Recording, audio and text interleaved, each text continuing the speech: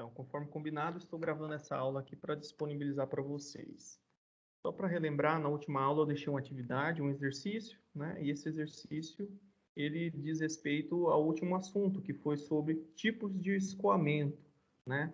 Onde nós aprendemos, através do experimento de Reynolds, a determinar, né? Através do seu número adimensional, qual é o regime de escoamento. Se esse escoamento é laminar, se ele é de transição, ou se esse escoamento é turbulento.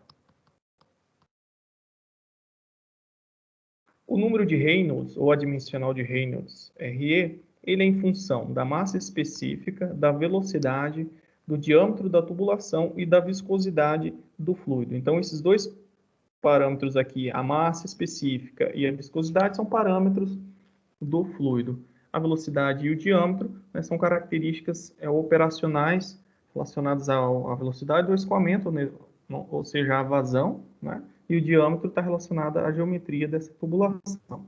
Reynolds, então, através de manipulação dessas variáveis, ele conseguiu determinar faixas, né, de valores em que a gente pode dizer se esse escoamento é laminar ou se é turbulento. Então, só para a gente voltar aqui um pouquinho, então, ele diz que o escoamento é laminar quando esse número, né, for menor que 2.000, de transição quando fica entre 2.000 e 4.000, e turbulento maior que 4.000.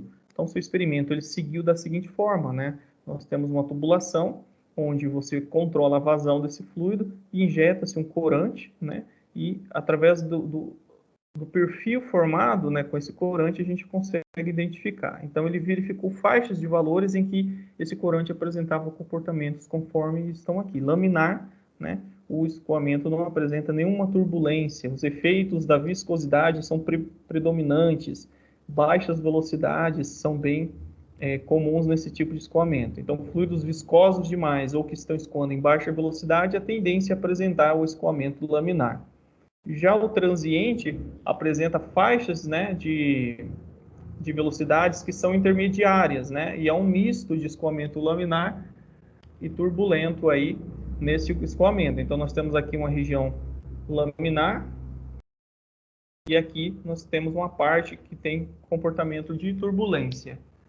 E, por fim, né, o turbulento é onde temos valores para maiores de 4.000 em relação ao adimensional de Reynolds, e o escoamento ele não apresenta mais esse comportamento em camadas bem comportados, né? Há uma mistura entre o fluido. A gente viu esse exemplo, né, através do vídeo. Então, assista a última aula que você terá todas as informações. Falamos um pouquinho de região de entrada e região de escoamento plenamente desenvolvido ou completamente desenvolvido e a noção de camada limite. Então, para resolver o exercício que eu deixei para vocês, vamos lê-lo aqui. Então, fala o seguinte: a classificação dos regimes de escoamento implica no conhecimento das características básicas da corrente, né, que seria aquele perfil que o corante forma, né, aquela linha de corrente. Na prática, o fator utilizado para a alteração desse parâmetro e, consequentemente, das características fluidodinâmicas é a velocidade. Essa variável está diretamente relacionada à vazão imposta na tubulação. Lembrando que a vazão é a velocidade vezes a área da seção transversal aí. Tá? Então, a gente altera, né, os regimes de escoamento utilizando a alteração da característica básica da corrente do fluido. E ele comenta aqui, né, que essa variável está diretamente relacionada à alteração da vazão, ou seja, da velocidade do fluido. Para o escoamento de água, né, aqui tem a massa específica da água e a viscosidade, em uma tubulação de 350 milímetros, qual é a vazão máxima para que esse escoamento se enquadre no regime laminar e assim mantenha as características adequadas ao uso que seu proprietário planeja para ele? Então, ele quer saber, né, qual é essa vazão máxima que a gente possa manter para que o escoamento ainda se enquadre no regime laminar. Lembrando que o regime laminar, ele deve-se a faixas, né, de valores de escoamento menores que 2.000. Né? Então, a gente tem que trabalhar com faixas de escoamento menores que 2.000 para conseguir né, manter essa condição. Então, vamos lá. Vamos primeiro entender aqui, né, que o número de Reynolds, ele é calculado pela ρ, que é a massa específica, v, a velocidade do escoamento, né, e o diâmetro d da tubulação, e μ é a massa específica. Então, para que o escoamento seja laminar, o número de Reynolds, né, tem que ser menor que 2.000. Então, vamos fixar aí 2.000 como sendo, né, o valor limite para nós classificarmos esse escoamento. Então, a gente vai fazer somente a substituição, porque o que ele nos pede é apenas, né, a vazão. Então, a vazão ela é em função da velocidade do escoamento. O diâmetro ele já é fixado. Então, vamos isolar aí o nosso V. Então, vai ficar V é igual ao número de Reynolds multiplicado aí pela viscosidade do escoamento dividido pela massa específica e pelo diâmetro da tubulação. Então, o número de Reynolds é 2.000. A massa específica não, a viscosidade é 10 a menos 3 Newton segundo por metro quadrado. A massa específica é 1.000. E o diâmetro dessa tubulação, no caso aqui está em milímetros, né? A gente tem que trabalhar com as unidades em metros, né? Porque tanto a massa específica está em função da unidade metro. Então, vamos converter isso para metros, vai ficar 0,35 metros. Fazemos essa divisão, a gente encontra uma velocidade de 5,8 vezes 10 a menos 3 metros por segundo. Então, essa é a velocidade. Ele está pedindo o valor da vazão máxima, né? Então, a gente precisa calcular a vazão. A gente sabe que a vazão, como eu disse aqui, né, é velocidade vezes a área. Então, vai ficar a velocidade encontrada 5,8 vezes 10 a menos 3 vezes a área. Que área é essa? A área da tubulação. É uma tubulação, né, circular, então tem diâmetro D de 350 milímetros. Então, diâmetro D. Então, qual que é a área da circunferência? Né? Π vezes diâmetro ao quadrado dividido por 4. Então, esse é o valor de A. Então, eu vou inserir essa informação aqui. Π, diâmetro, no caso, vamos trabalhar em metros ainda, 0,35 ao quadrado dividido por 4. Resolvendo essa expressão, a gente vai encontrar 5,6 vezes 10 a menos 4 metros cúbicos, tá? Metros cúbicos por segundo, tá? Então, vamos ver se nós temos essa informação aqui no enunciado. Nós temos 0,08, não é. 8 litros, não é. 5,5 vezes 10 a menos 6 também não é.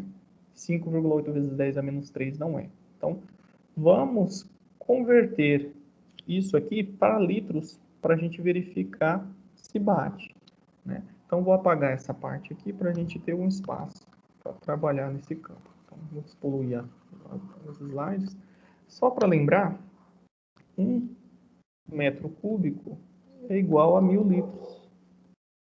Portanto, se a gente pegar essa informação aqui, então basta a gente multiplicar isso aqui por 1.000, certo?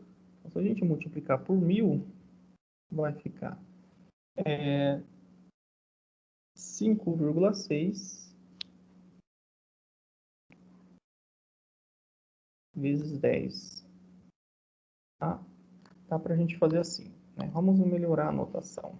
Então, se eu reescrever da seguinte forma, 5,6 vezes 10 a menos 4 é igual a 0,5,6 vezes 10 a menos 3. É a mesma coisa, tá? Estou só trabalhando com os decimais. Então, tiro aqui, né, jogo um positivo para cá, então diminui. Então, isso aqui é igual a isso aqui.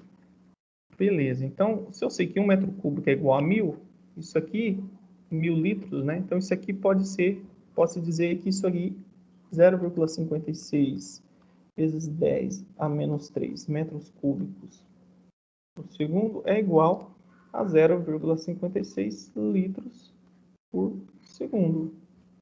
Então, essa é a nossa resposta, tá? Então, é bem tranquilo a resolução desse exercício.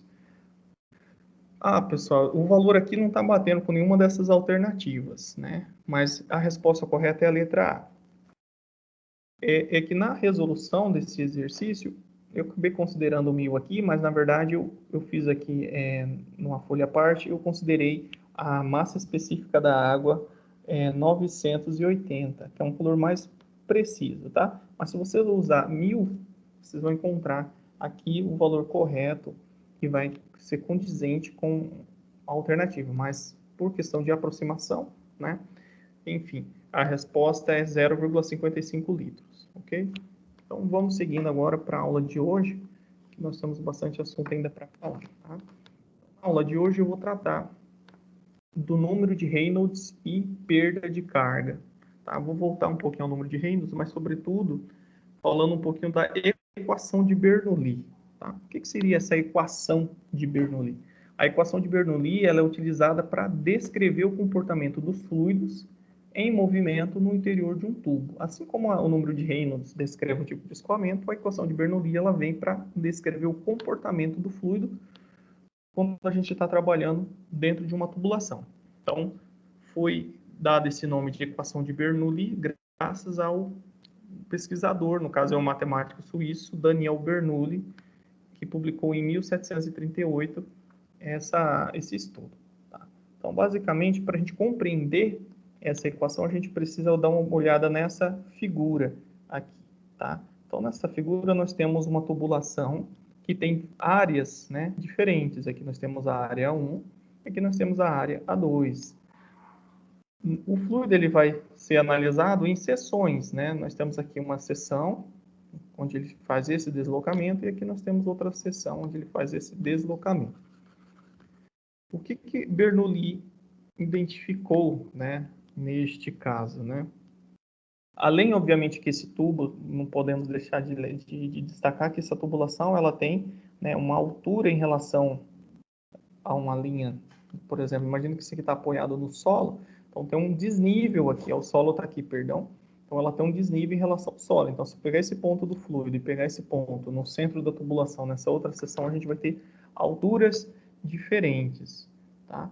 Outra coisa que nós estamos analisando, por ser uma tubulação, né, geralmente se aplica uma determinada pressão para esse fluido escoar. Então, a pressão aqui aplicada na entrada, ela vai ser diferente da pressão que sai aqui na outra extremidade. Por quê? Né? Segundo o estudo de Bernoulli, a gente percebe que o movimento do fluido, né, dentro dessa tubulação, ele vai estar sujeito a algumas energias, né? A energia cinética, nós temos uma parcela, né, associada à energia cinética. Esse desnível aqui, essa altura em si que eu estou apresentando aqui, é uma posição, é a carga, né? Está associada à posição geométrica que nós temos a nossa tubulação. Essa carga ou essa energia cinética está associada ao movimento do escoamento em si, né? Se tem uma bomba aqui mandando, acelerando esse escoamento, então aqui está representado por V1, que é a velocidade, tá? Então nós temos a energia de posição ou potencial, vou colocar aqui energia potencial, está associada à altura. Potencial o quê? Gravitacional, é a altura. Tá? O fato de estar num desnível vai dar uma energia ao fluido. E nós temos uma parcela de pressão, tá? Aqui é energia de pressão. Se o fluido ele não tem perdas, né, considerando assim que não há atrito interno com a tubulação, ele é sem viscosidade. Então, para a gente dizer assim que não há viscosidade, né, fluido então sem viscosidade, ele é incompressível. O que é incompressível? A sua massa específica ela é constante. Líquidos, em geral, são incompressíveis. Você não consegue alterar a sua densidade aplicando pressão. E o escoamento ele é dito linear também, né? É linear. Então, nós temos algumas considerações que Bernoulli fez. Então, estamos trabalhando com fluido sem viscosidade ou com viscosidade muito baixa, como a água, por exemplo. A massa específica é constante, não varia com o aumento da pressão. E o escoamento é linear, ou seja, a velocidade é constante em qualquer ponto, né, escolhido dentro do escoamento. Então, o que a gente pode perceber, né? Se a gente soma as parcelas de energia cinética mais a parcela de energia potencial de altura, tanto na entrada quanto na saída, a gente vai perceber que esses valores se conservam, tá? E essa equação aqui que traduz esse pensamento. Vou para outra tela para a gente falar melhor em cada detalhe. Então, essa parcela aqui está associada à energia de pressão. A gente pode chamar aí de carga. Não vamos usar agora o termo de energia, nós vamos trabalhar agora com o termo de carga, carga de pressão. Tá? Carga de pressão P dividido aqui pelo peso específico do fluido. Tá? Lembrando que peso específico é a massa específica do fluido multiplicado pela gravidade. Então, peso específico é a massa específica vezes a gravidade. Só está escrito dessa forma aqui. Então, aqui nós temos a carga de pressão, associada aí à pressão presente no líquido, naquele momento. Então, geralmente, as tubulações, como eu disse, escoam fluido com pressão superior à atmosférica. Tá? Então, é escoamento sob pressão. Então, nós temos a carga de pressão. Esse Z aqui representa a carga de posição. Tá? Então, aqui nós temos a carga de pressão e aqui nós temos a carga de posição, que está associada à nossa energia potencial anteriormente falada. E aqui nós temos a nossa carga cinética, tá? Ou energia cinética. Carga cinética.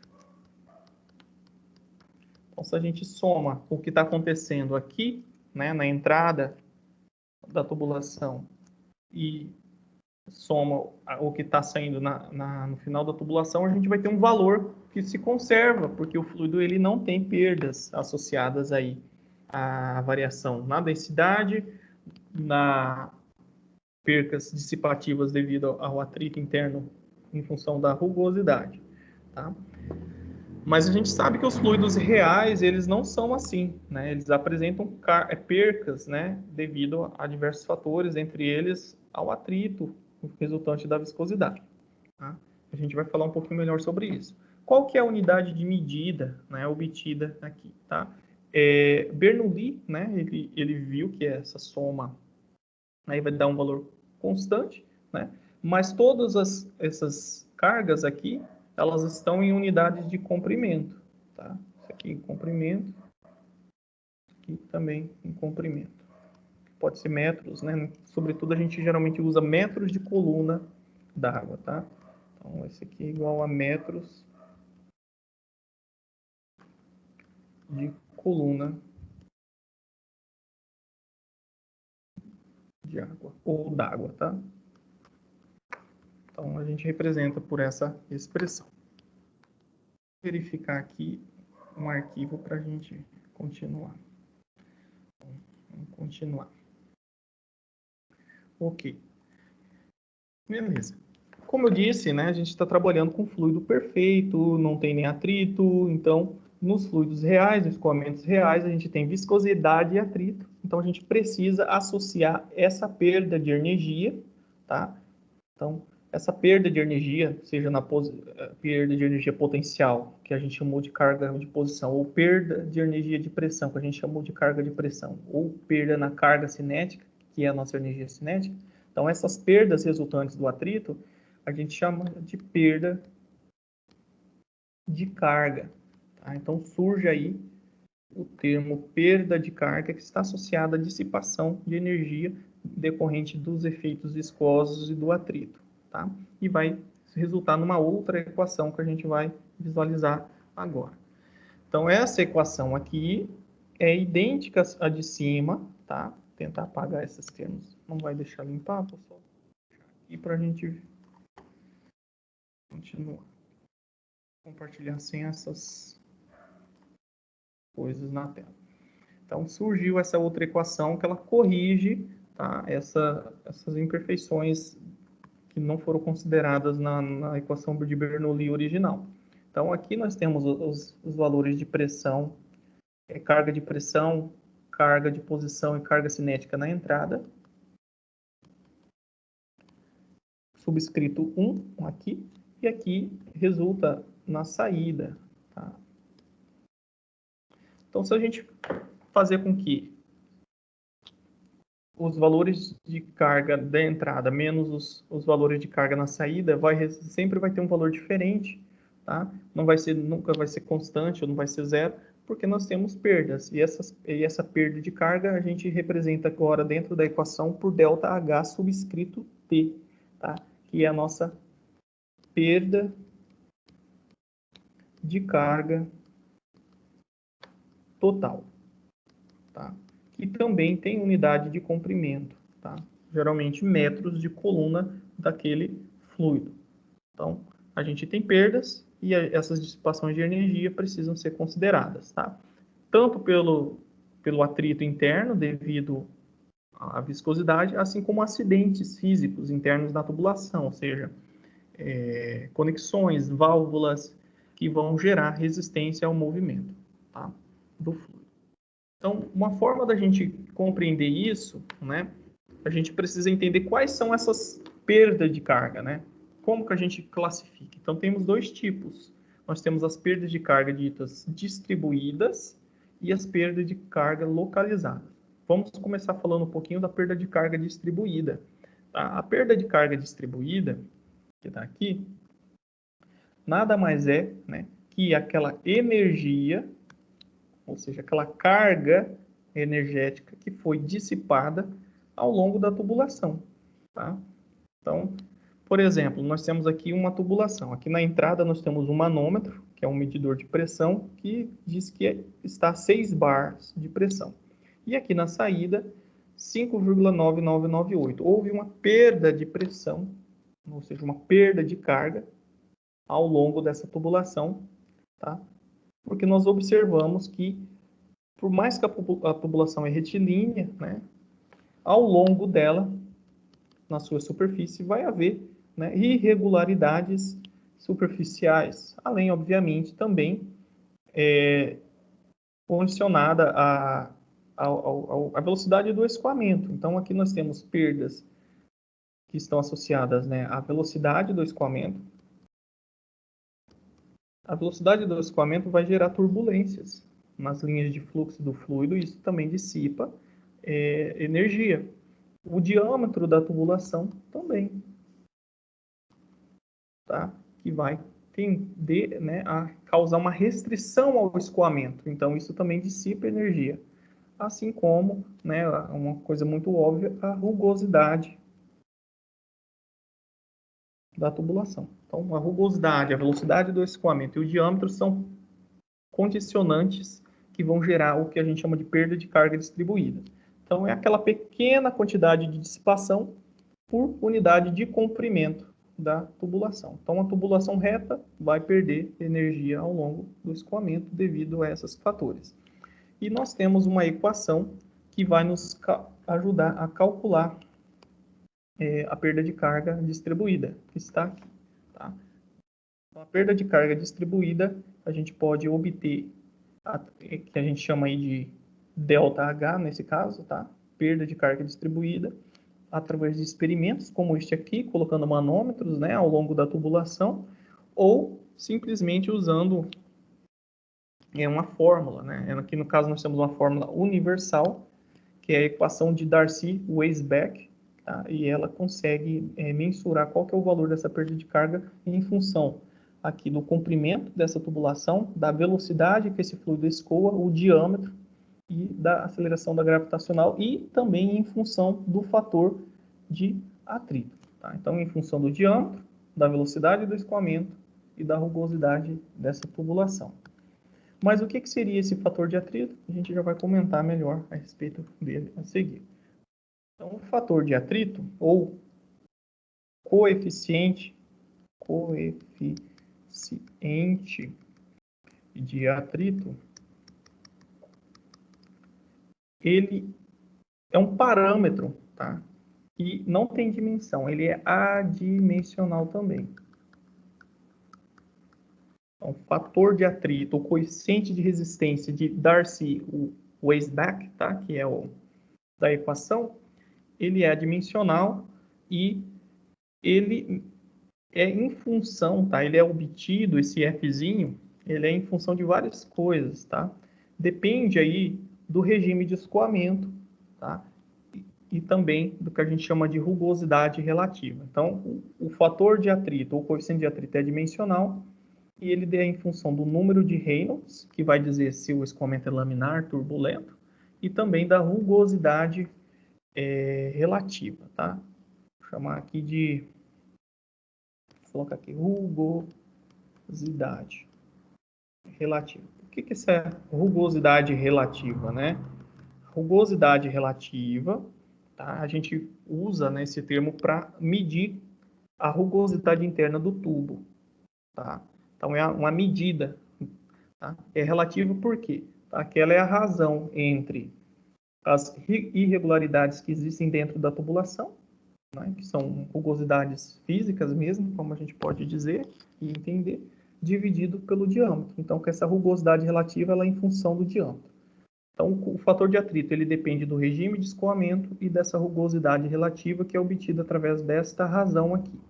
Ok? Então, quando a gente vai trabalhar, no caso, no regime laminar, okay, a gente percebe o quê? Que o fator de atrito ele pode ser calculado, tá? Então, vou colocar aqui entre parênteses, fator de atrito no regime laminar, através da razão entre o número 64 dividido pelo número de Reynolds. Então, foi obtido experimentalmente esse número, né? E a gente percebe que o fator de atrito ele não depende da rugosidade. Então, no caso, no regime laminar, ele é função apenas do número de Reynolds. Então, ele não depende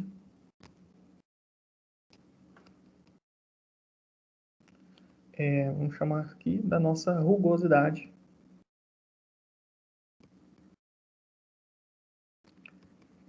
relativa. Tá?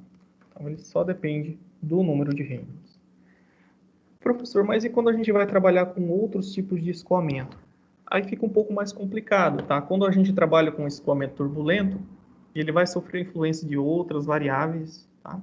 E a gente tem equações empíricas, quando eu falo empíricas, equações empíricas, que são equações obtidas através de experimentos. Experimentos, tá? Foi feito testes e ajustes até chegar em equações. Então, o regime turbulento ele é um pouco mais complexo e a gente pode recorrer a algumas equações propostas para esse fim.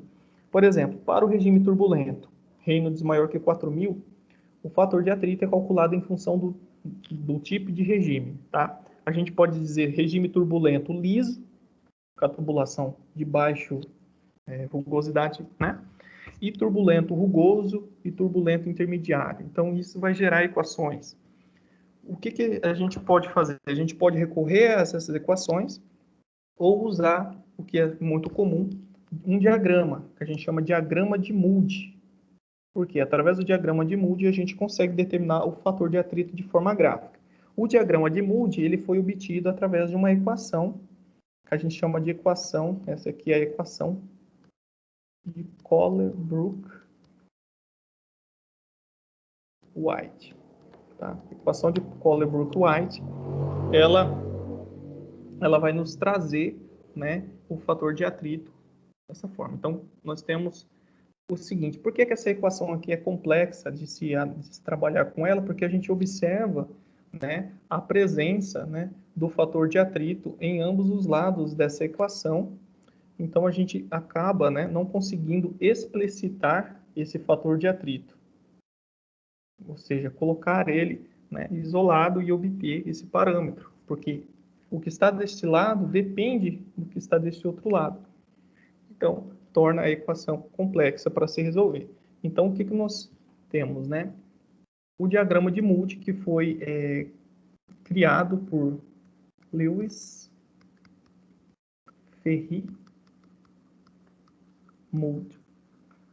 Então, o diagrama de Moody, ele foi obtido, né, através, obviamente, de equações experimentais. Então, foi plotado esse diagrama através de vários experimentos e ele tem as seguintes informações. Ó. Nesse lado, à esquerda, no eixo Y, nós temos o fator de atrito, o F. Tá? E neste outro lado, nós temos a rugosidade relativa. Tá? E aqui no eixo X, o número de Reynolds. Tá bom? E a partir disso, a gente tem várias linhas aqui que nos permite obter o fator de atrito. Por exemplo, para o número de Reynolds, de 10 a sexta, tá? Ou seja, de 1 milhão, em que a rugosidade relativa da tubulação for de 10 a menos 4, por exemplo, né? 10 a menos 4 está aqui, ó, e 10 a sexta Reynolds aqui, a gente faz, né, retas, né, verticais e horizontais, e o ponto em que deixa eu só apagar, tentar representar novamente. Então, imagine que nós temos uma tubulação com rugosidade relativa de 10 a menos 4. Tá? O que? Não tem dimensão, né? Rugosidade relativa a gente vai pegar e vai analisar essa curva. Ok. E a gente observa que o escoamento, né, é de 10 a sexta Reynolds. Turbulento. Né? Como a gente sabe. Então, a gente vai traçar, escolhe a curva que descreve esse comportamento. Então, a tubulação com rugosidade relativa de 10 a menos 4 vai apresentar esse comportamento aqui, conforme a gente aumenta a turbulência, né, ou aumenta a velocidade do escoamento. E neste caso, a gente vai ter mais ou menos este ponto aqui. Então, neste ponto aqui, a gente tem o fator de atrito que se encontra aqui. Então, a gente traça uma reta, né, horizontal e observa. Então, indiretamente, na verdade, graficamente, a gente consegue analisar o escoamento. Então, outra conclusão que a gente pode ter através do diagrama de Moody é que a gente pode obter o fator de atrito diretamente. Ok. A gente também pode observar aquela questão que no regime laminar, tá, o fator de atrito ele independe do número de Reynolds, né? Então a gente percebe que ele independe do número de Reynolds, não. Ele independe da nossa rugosidade relativa, tá? Então aqui nós temos uma região laminar, compreendida nessa faixa aqui que a gente pode checar aqui, que está em escala logarítmica. Tá? Então o que nós observamos, né? No regime laminar, o nosso fator de atrito ele só é em função do número de Reynolds, não depende da rugosidade relativa da tubulação. A partir do momento que nós ultrapassamos uma faixa de Reynolds, né, o fator de atrito ele vai depender tanto do número de Reynolds em si, a gente percebe essas curvas aqui, ó, aqui nós temos uma reta de inclinação constante, e a partir desse ponto as retas já apresentam uma curva, né? Então ele vai ter uma inclinação. Mas vai chegar uma determinada faixa, né, que nessa região aqui, ó, para coeficientes de fricção, na verdade não é coeficiente, perdão, para rugosidades relativas, é que está em inglês aqui, acabou confundindo. Para rugosidades relativas extremamente altas, a gente observa que o fator de atrito ele acaba sendo constante, né? Ele acaba sendo uma reta constante. O mesmo acontece nessa região aqui, ó. A região completamente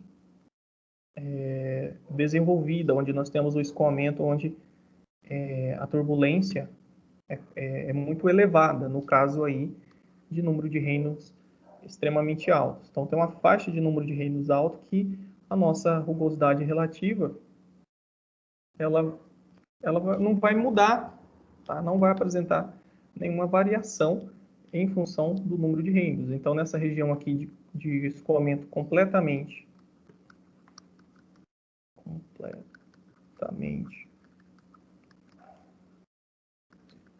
turbulento ou desenvolvido, né, a nossa rugosidade relativa, ela ela só depende, né, do nosso fator de fricção aqui. Ou seja, ela é constante, não depende né? No caso, não depende do número de Reynolds. Tá? São algumas observações gráficas, tá? Mas o que é importante associar é que no regime laminar, o nosso fator de atrito é apenas em função do número de Reynolds obtido através dessa equação. Quando nós estamos numa região de transição, que é limitada aqui por essa faixa aqui, ó, por essa faixa aqui, perdão, né, a gente tem esse comportamento, tá? E quando vai saindo aqui para altos números de Reynolds, a gente vai ter retas, né, que nos diz que a rugosidade relativa ela não vai ter mais, não vai sofrer nenhuma influência do escoamento em si, né? Ok. Mas com relação a essa rugosidade relativa, né, como que eu sei a rugosidade relativa? Então, existem manuais de fabricantes, por exemplo, que vai nos fornecer tabelas que vão nos dar essa medida. Então, por exemplo, para o aço comercial novo, nós temos 0,045. Para o ferro forjado, ou seja, tubulações feitas de ferro forjado, 0,05. Concreto, né? Então, concreto centrifugado novo apresenta 0,16. Então, dependendo do tipo de material de fabricação da tubulação, a gente vai ter diferentes valores de rugosidade. E a partir disso, a gente sabe como iniciar o nosso problema. Tá? Então, vamos fazer um exemplo aqui para fixar o conceito dado aqui. Então, como engenheiro contratado pela empresa de projetos, você é indagado sobre o conceito de perda de carga distribuída. Após a sua explanação, o engenheiro-chefe solicita o cálculo da dissipação de energia para uma tubulação com as seguintes características. Então, ele quer o cálculo da perda de carga, né? Então, nós temos uma tubulação de comprimento de 65 metros, 0,15 metros de diâmetro e um fator de atrito F de 0,04. E a velocidade do escoamento é de 16 metros por segundo. Então, o que ele quer? Né? Quer a perda de carga. No caso, é uma tubulação reta, não está falando mais nenhuma outra característica, então ele quer saber a perda de carga distribuída, que é o nosso ΔH. Vou colocar o subscrito D minúsculo aqui para ficar fácil da gente associar. Então, isso aqui a gente pode obter em função do fator de atrito, né, do comprimento dividido pelo diâmetro, velocidade ao quadrado dividido por 2 vezes a gravidade.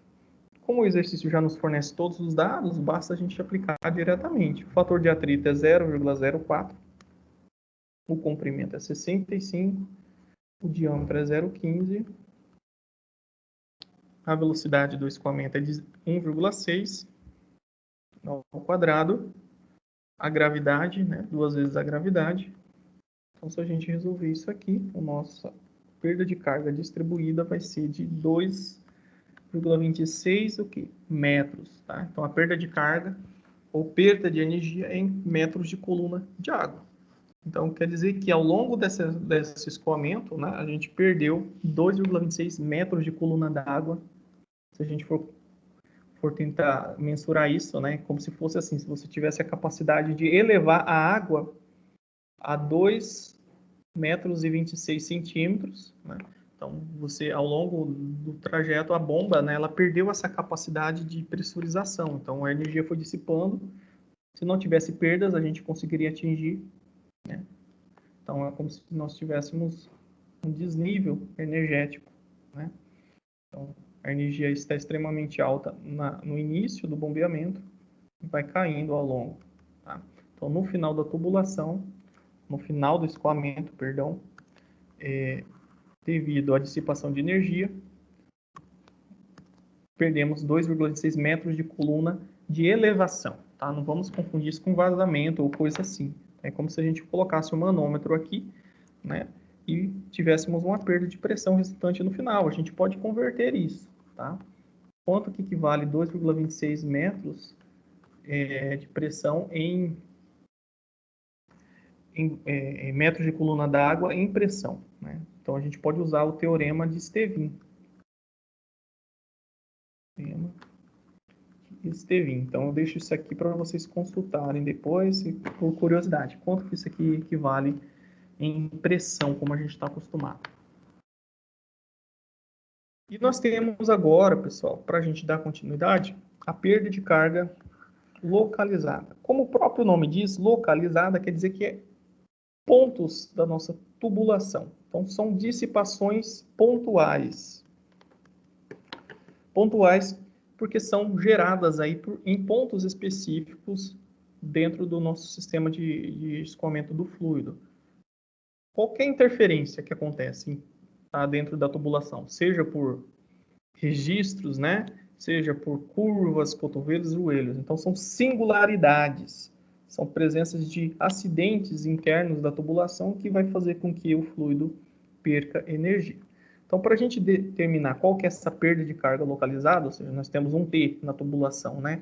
A mudança de sentido no escoamento vai gerar uma perda de carga. E quanto que isso equivale no final? Se a gente tiver 10 T's feitos de tal material, né? Aqui nós temos cotovelos, nós temos T's que são feitos de ferro fundido, nós temos algumas válvulas aqui, né? No caso de esferas, entre outros. Então, isso a gente pode calcular também. Então, quanto que isso equivale em termos de perda de carga ao longo do processo? Temos a possibilidade de calcular por essa equação, que usa o coeficiente de perda de carga, ou por essa equação, que usa o LE, que é o comprimento efetivo. Se vocês observarem, essas equações elas são idênticas à anterior, tá?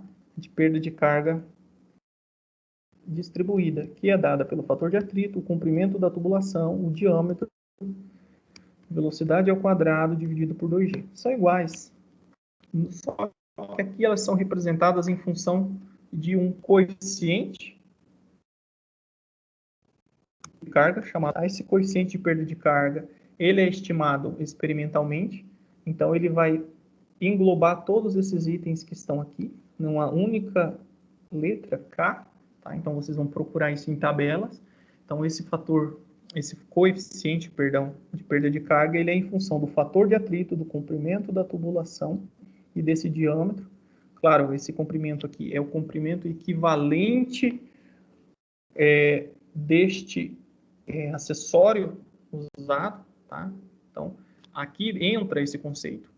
Então, tudo isso é resumido num único índice que a gente chama de coeficiente de perda de carga, K. Este outro, quando a gente usa o conceito de comprimento equivalente, LE, é identicamente igual a este, só que aqui a gente está desmembrando, tá, essa equação, e em vez de a gente usar o L, que é o comprimento total da tubulação, imagina que é uma tubulação retilínea, a gente usa um LE, que é o comprimento equivalente, ou seja, um cotovelo, né, ele vai gerar uma perda de carga equivalente a quantos metros de uma tubulação reta. Tá? Uma válvula dessa, né, ela vai gerar uma perda de carga de quantos metros? Se nós tivéssemos uma mesma tubulação, só que reta, retilínea, né? Então, o comprimento equivalente resulta disso, tá? Então, de acordo com os acessórios utilizados, a gente pode usar a tabela do fabricante e identificar qual que é o comprimento equivalente daquele acessório. O K aqui já engloba isso nessa expressão em função do fator de atrito e do diâmetro. Quando a gente usa o comprimento equivalente separado através dessa expressão, a gente precisaria depois consultar mais informações relativas ao fator de atrito, do diâmetro, tá? O comprimento equivalente em si, ele é um fator puramente geométrico, tá? Depende apenas se é um T, se é uma válvula, tá? Não leve em conta, neste caso, né, em questão, fatores relacionados ao atrito, tá bom? O coeficiente, o fator de atrito. Já, além de levar essa questão do comprimento no cálculo, ele vai considerar o material, então o fator de atrito é importante, tá? Para obtenção desses valores. Então, para a gente utilizar essa tabelinha, nós temos aqui os valores de coeficiente de atrito, de perda de carga para diversos acessórios. Um exemplo, um cotovelo de 45 graus, ele tem um coeficiente de perda de carga de 0,4.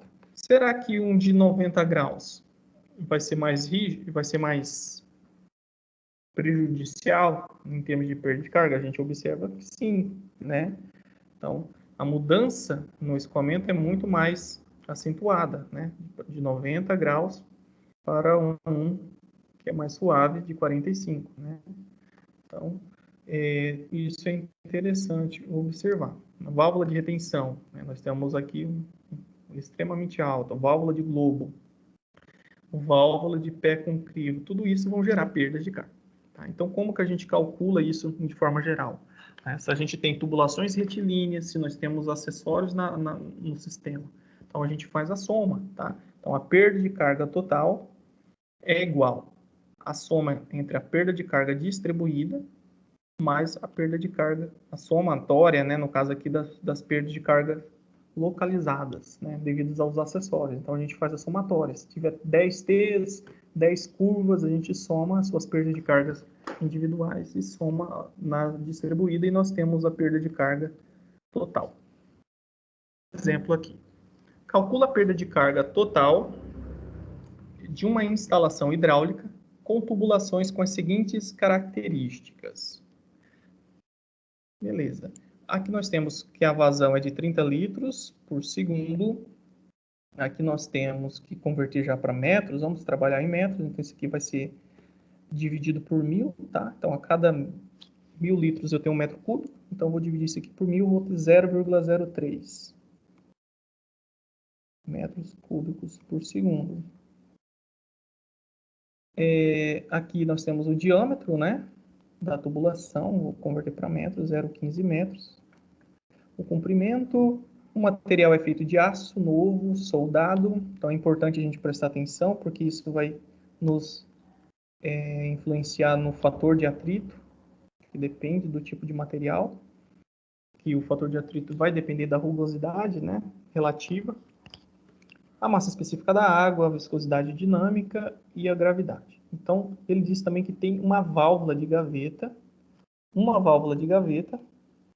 e 2 cotovelos, né, 90 graus longo. Então, isso é importante no cálculo. Então, para que a gente possa responder este problema, a gente precisa usar a equação anterior. Tá? Então, a perda de carga total, DH total, é igual à perda de carga localizada, ou, no caso, a gente usa delta HL, vou usar aqui, tá? Mais a perda de carga distribuída. Localizada está associada aos acessórios, então a gente vai somar todos os acessórios. Deixa eu arrumar aqui. Somatório. Então, o que a gente faz? Então, primeiro vamos calcular a perda de carga localizada, depois a gente calcula a perda de carga distribuída e soma e insere nessa equação. Então, vou seguir a seguinte estratégia. Qual que é a equação da perda de carga localizada? Né? A perda de carga localizada, ela pode ser calculada em função do comprimento equivalente ou em função do coeficiente, né? K.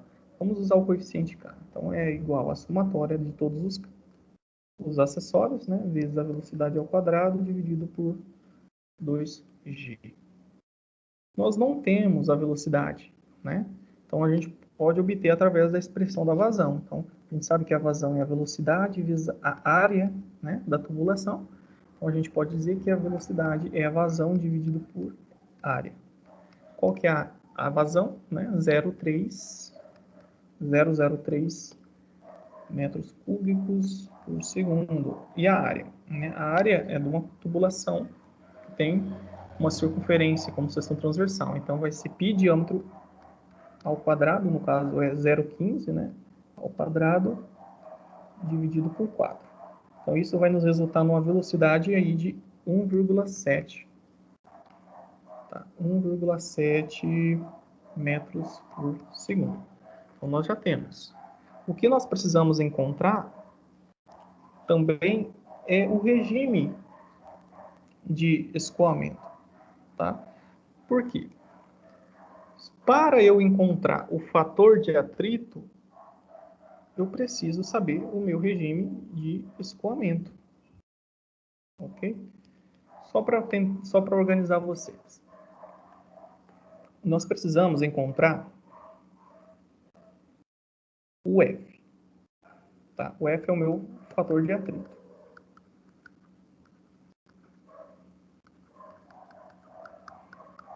Ah, professor, mas onde está o F aqui nessa equação? Não nessa. né? Essa aqui para carga localizada a gente vai usar o K que está aqui na tabelinha.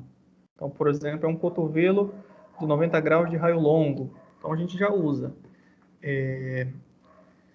Nós temos uma válvula de gaveta também. Então a válvula de gaveta 0,2, por exemplo, se ela estiver aberta, né? Porém, para o cálculo da perda de carga ΔH distribuída, eu tenho que usar a equação completa, que é o fator de atrito, comprimento da tubulação dividido pelo diâmetro vezes a velocidade ao quadrado sobre 2G. Tá?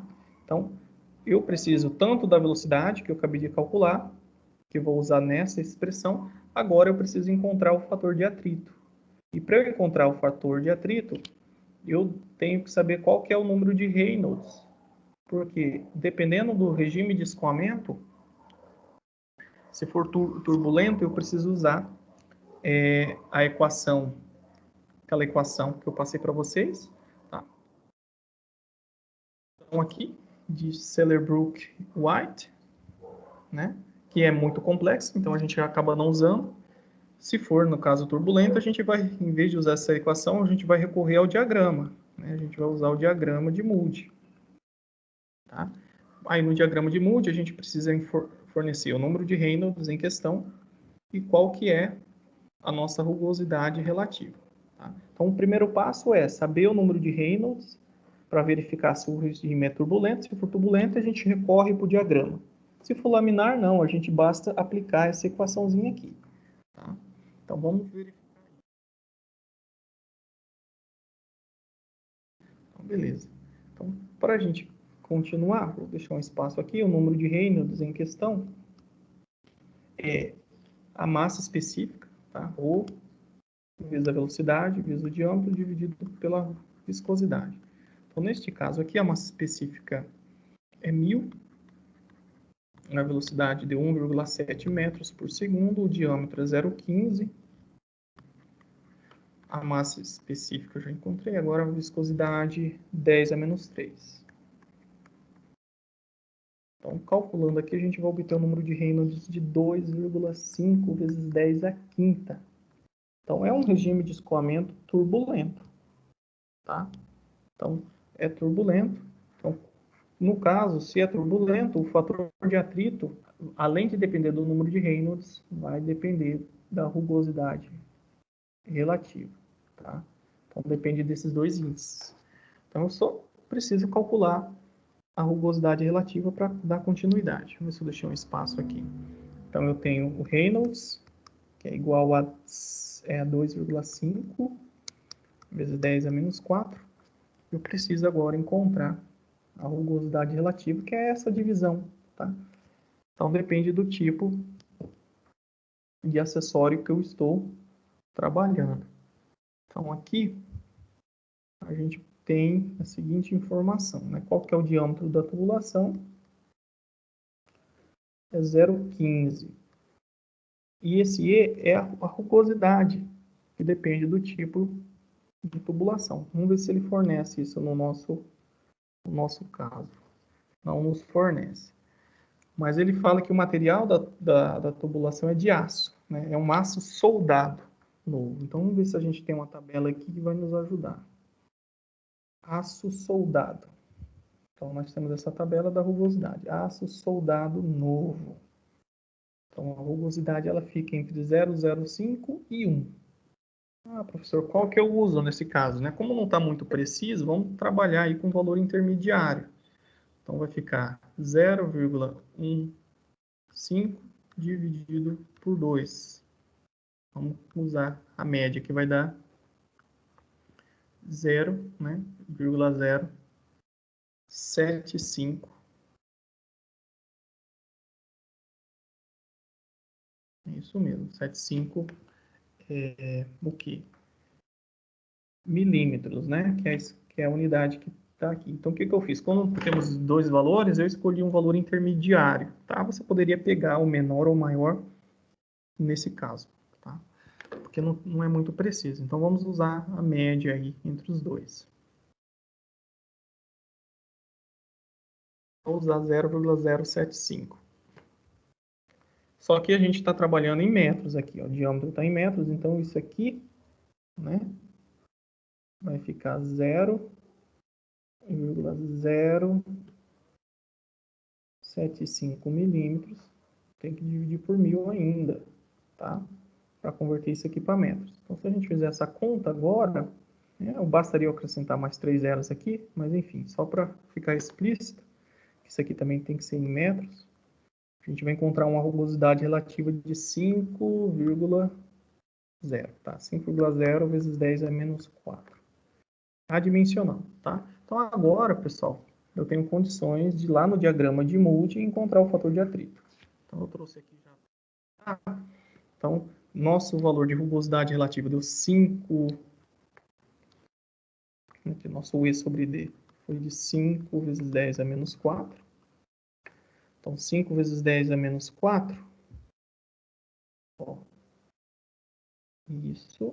5 vezes 10 a menos 4 está aqui, ó. Então, nós vamos usar essa linha aqui, ó. Se desse valores diferentes, 10 a menos 4, a gente utilizaria essa linha. E o nosso número de Reynolds foi igual a 2,5 vezes 10 à quinta. Então, vamos pegar um valor aqui de 2,5. Então, aqui é 10 à quinta, então tá para cá. Então, tem que ser algo mais ou menos aqui. Essa escala não é muito precisa, né? Mas mais ou menos aqui. Então, primeiro a gente escolhe a linha ou a curva que descreve a rugosidade relativa. Depois a gente vem com o nosso número de Reynolds até interceptar a nossa curva. Então, nesse caso aqui, é essa linha, né, que eu acabei de indicar para vocês, e o número de Reynolds está aqui, tá? Agora, a partir desse ponto, eu traço uma reta horizontal até o fator de atrito aqui, que nesse caso foi de 0,02, tá bom? Então, a gente já encontrou. A partir dessa informação, a gente tem condições de calcular as perdas de carga, tá? Então, as perdas de carga. Vamos começar com a distribuída, primeiramente, que ela é mais rápida de calcular. Então, vai ser o fator de atrito, comprimento dividido pelo diâmetro, né, velocidade ao quadrado, vezes a gravidade. Então, nós temos o fator de atrito encontrado, vou colocar aqui embaixo, o delta HD, o fator de atrito foi 0,02.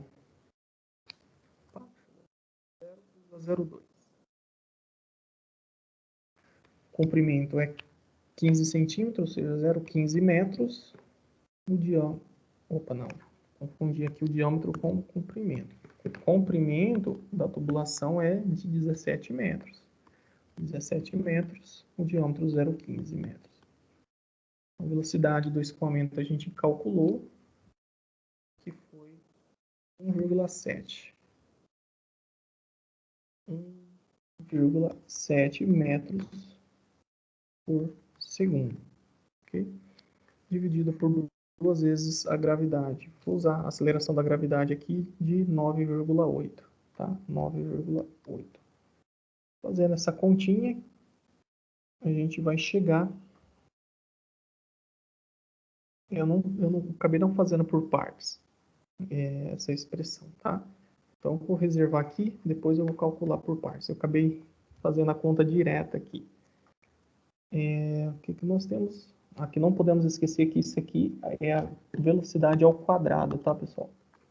Acabei colocando a unidade de medida e esqueci de levar ao quadrado. Então, essa é a expressão que vai nos dar o nosso ΔH distribuído. Você pode fazer separadinho, né? Como eu estou fazendo, e depois só usar os valores, ou tudo junto. Né? Acabei fazendo tudo junto aqui na minha folha. Vamos fazer agora o ΔH localizado. Então, o que é a expressão? Ela diz que é a somatória, né, dos comprimentos equivalentes, que multiplica a velocidade do escoamento ao quadrado dividido por 2G. Então, como nós temos uma válvula e 2 cotovelos, a gente vai fazer o seguinte, a gente vai somar os comprimentos equivalentes de cada um. O comprimento equivalente da válvula de gaveta, no caso, é 0,2, tá? E do cotovelo, de 90 graus raio longo é 0,6. Então, vai ser 0,2 mais 2 vezes 0,6, porque nós temos 2 cotovelos, Então, 0,2 da nossa válvula de gaveta, que é o nosso OLE, mais 2 vezes 0,6. A velocidade ao quadrado continua a mesma, que é 1,7. E a gravidade 2 vezes 9,8. Então, se a gente fazer as contas aqui, o nosso ΔHL deu 0,21 metros, tá? Perda de carga localizada. E a nossa perda de carga distribuída, fazendo a continha, vai dar 0,434 metros. Como ele quer a perda total, né? A perda de carga total, o DHL mais o DH distribuído, que nesse caso vai ser 0,21, que é a nossa localizada, 0,21 mais 0,434, que vai resultar aí em 0,644 metros, tá? Então, essa é a perda de carga total do sistema. É bem tranquilo. Então, eu vou deixar alguns exercícios para vocês praticarem. E no caso, é exercício 1 da seção 1.2, lá no campo Faça Valer a Pena, do livro didático, você vai encontrar esses exercícios. E o exercício 3, e deixo essa atividade aqui, tá? Essa atividade, ela para ser entregue na semana que vem, no dia 8/3, ok? Tem um link que eu mandei no grupo e também deixei no AVA, na seção 1.2, em que vocês vão ter acesso a esse mesmo exercício e o link para envio, tá? Faça no caderno, resolva como se estivesse fazendo um exercício copiado do quadro, tira uma foto, converta essa foto para PDF e anexe lá no link para eu corrigir para vocês, tá bom? Então era isso, pessoal. Qualquer dúvida eu estou disponível no AVA para vocês perguntarem, para a gente trabalhar as dúvidas aí. E na semana que vem eu vou trabalhar o possível para a gente ter a internet e conseguir conversar melhor os assuntos. Então é isso, pessoal. Uma boa noite e um abraço. Até mais.